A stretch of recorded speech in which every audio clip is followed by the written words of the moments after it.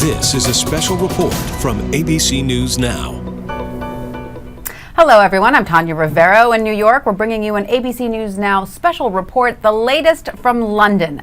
The House of Windsor may need a new nursery soon. Princess Kate Middleton is pregnant. After months of tabloid speculation and rumor, the royal family has confirmed today that the Duke and Duchess of Cambridge are expecting. Joining us now from London for the first of what is sure to be many royal baby chats is Jeffrey Kofman. Jeffrey, good afternoon.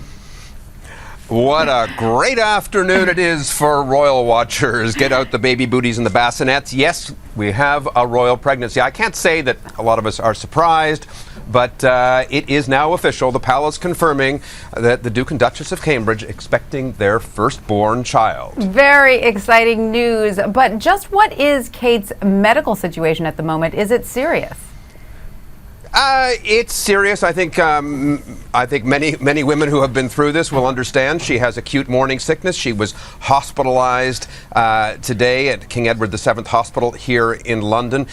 They were hoping to keep this a little secret for a little while longer, but the morning sickness, which is a serious matter, seems to be quite acute. As you know, she's very thin, and so it's her body is particularly vulnerable, it seems.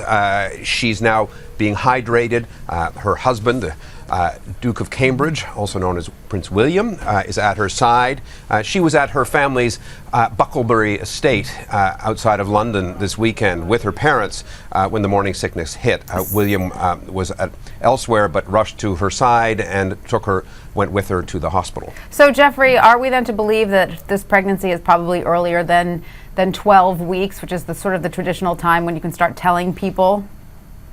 We know it's earlier than 12 weeks. In fact, they've said that. They said that they were really waiting for the 12-week mark before they were going to announce it to the world. But as you can imagine, in this city with very few secrets, when the Duchess of Cambridge, the most watched woman in the world, is admitted to the hospital, you just know you can't keep that secret. And so very wisely, the palace decided to announce it publicly. They won't say just how much earlier than 12 weeks it is, though. Right, they're not being specific. Now, of course, these rumors have been swirling for a while. We've heard about the bump, the princess turning down a glass of wine. Do any of those look telling in retrospect? Well, you know, I was actually looking through some of the date book, and I think there was some talk when they were in Tuvalu in the Pacific on that tour, about, I think that was September 18th or so, that she refused a glass of wine, but I don't think that she could have known by then. Am I right? Yeah, a little early. So that would have been a little premature.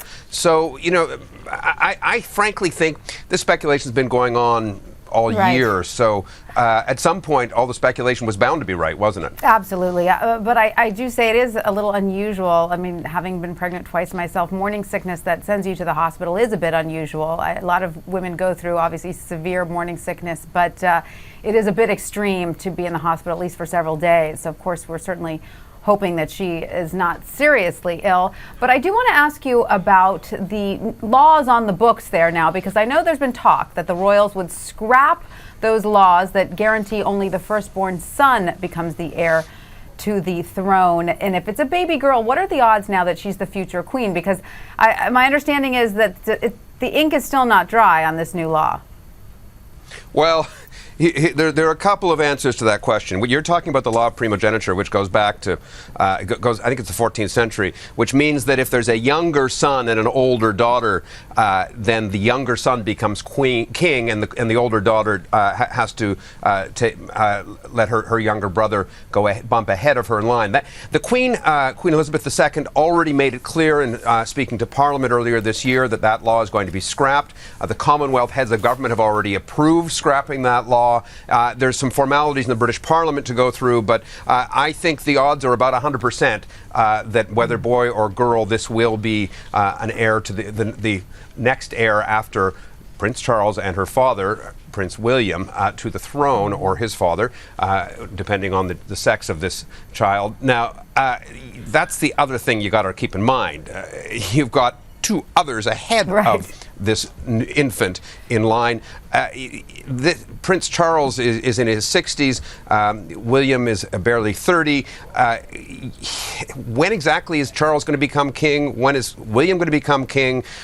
It's hard to imagine talking about William passing on when he hasn't even become king. We're talking 60 years from now potentially. Oh. We're in 2012. We're talking about this baby could be, if William were to live to be about 90, we're talking about this baby becoming king or queen in the year 2072. Right. Just, will you send me a postcard, right, please?